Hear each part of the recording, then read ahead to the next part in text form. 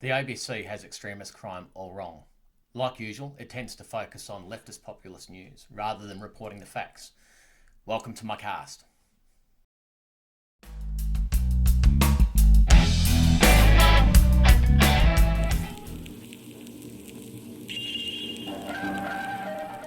Firstly, I'd like to refer to an ABC report.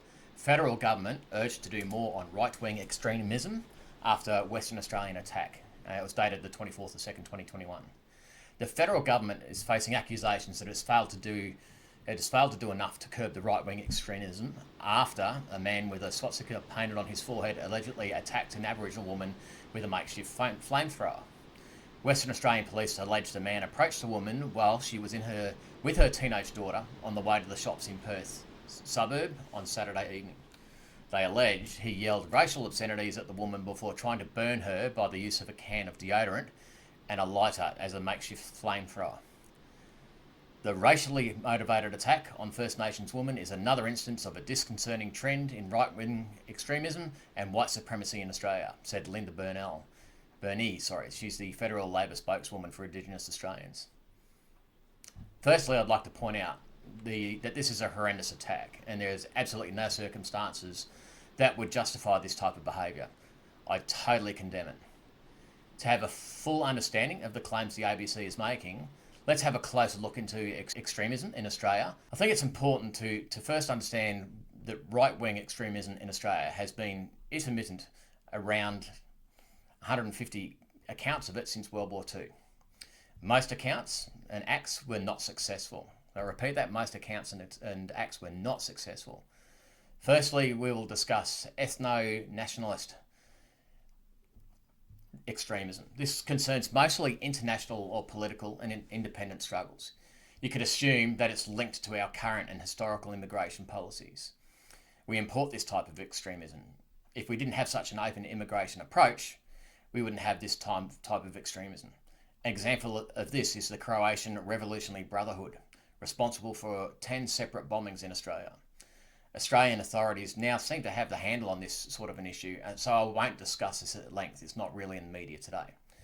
Next, we'll discuss far-right violence. It's important to note here that these mostly are not incidents rather than conspiring, so they're planning, and the resulting charges.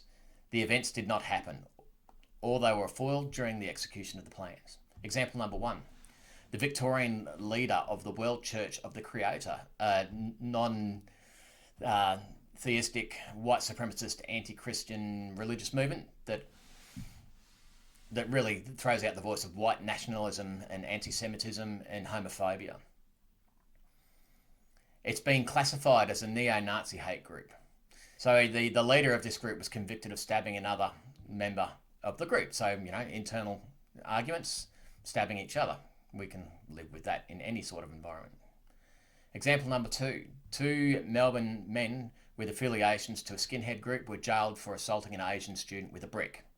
Example number three. Members of the newly formed group Australian Nationalists movement, they splintered off from another neo-Nazi group, proceeded to launch a campaign of violence that included brutal assaults and firebombings. When sentencing the leader for 53 offences, including willful damage, assault occasioning grievous bodily harm, arson, and causing an explosion.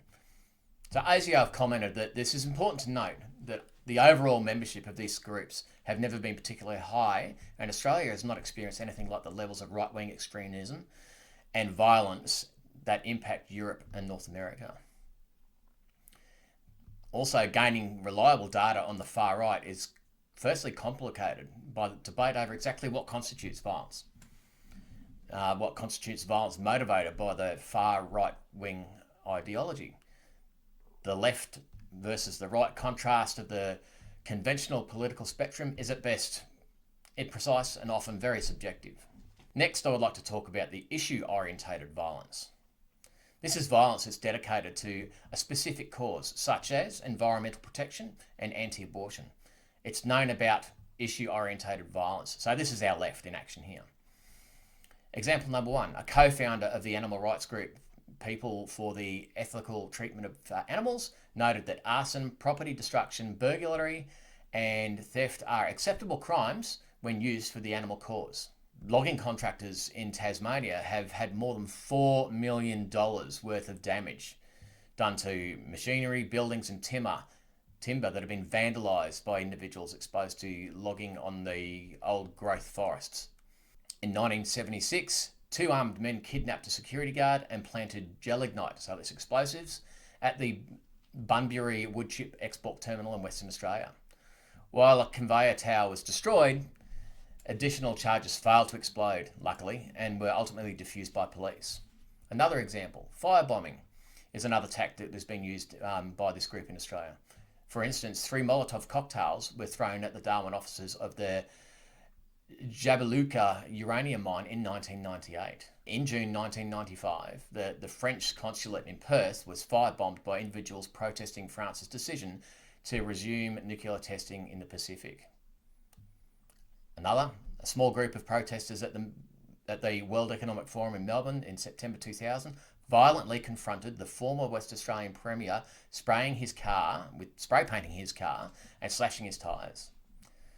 There are also violent clashes with police, which resulted in 8 people being hospitalised and more than 100 injured. Similarly, in October 2011, a small section of Occupy Melbourne protesters refused to comply with the Melbourne City Council deadline to relocate. Their refusal resulted in police having physical confrontations and several individuals being charged with assault.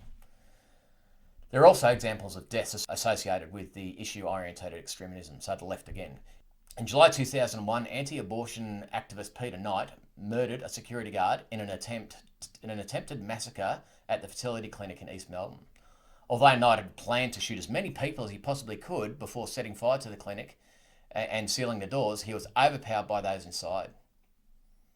Notably, 5 years later, another Melbourne man was charged with making threats to murder staff and patients at the same abortion clinic.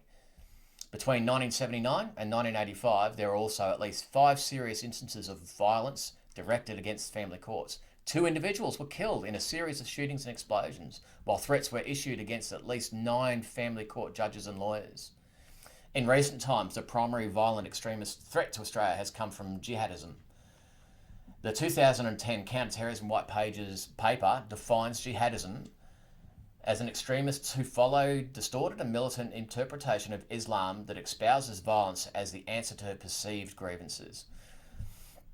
While acts of jihadist violence are often justified by the perpetrators using selectively literal interpretations of traditional Islamic text, it is important to note that the motivation for such violence is predominantly political. The first of these occurred in 2000, when prominent figures plotted to attack Israel and Jewish targets during the Sydney Olympics. A cell was also uncovered in Sydney that was planning to attack the city's electrical grid. The actions of that group were being directed by a leader in Pakistan responsible for the 2008 attacks on Mumbai. A cell of Melbourne-based men was also arrested in Operation Neath in 2009, while planning a suicide attack on Holsworthy Army Barracks. Overall, 23 jihadists have either been found guilty or have pleaded guilty to terrorism charge in Australia. When referring to the legal charge, the term terrorism will be used. 3 others have also been jailed for pleading guilty to minor terrorism-related offences. The history of hate and racism tells us that any kind of violence or hatred cannot be separated from banal or low levels of prejudice and discrimination. Hate speech leads to political violence if you allow it to escalate. The former Race and Discrimination Commissioner and author of the book On Hate, Tim Soutphommasane, I hope I pronounced that right, refers to a pyramid of hate crime. Far-right extremist is the ugly face of much larger system of toxic synergies. This comment could be directly imposed on the issue-oriented extremist, but it never will be. So we're talking about the left here. So exactly what we said then about the toxic synergies could be represented on the left for what we just spoke about with them doing in their so-called issue-orientated activities. Now, the ABC appears to have a bias about the reporting of crime. When we're reporting on crime in Victoria, particularly South Sudanese crime, they use words like at-risk young men. At one point, the reporter made a bizarre reference to crime that they are not involved in. So that's a good thing. At least they're not involved in this crime. The ABC appear to have the ability to, when discussing black crime, that there are issues between our two cultures. But turn that around. when there's white crime, we're extremists and we need to do more about it. I know, right?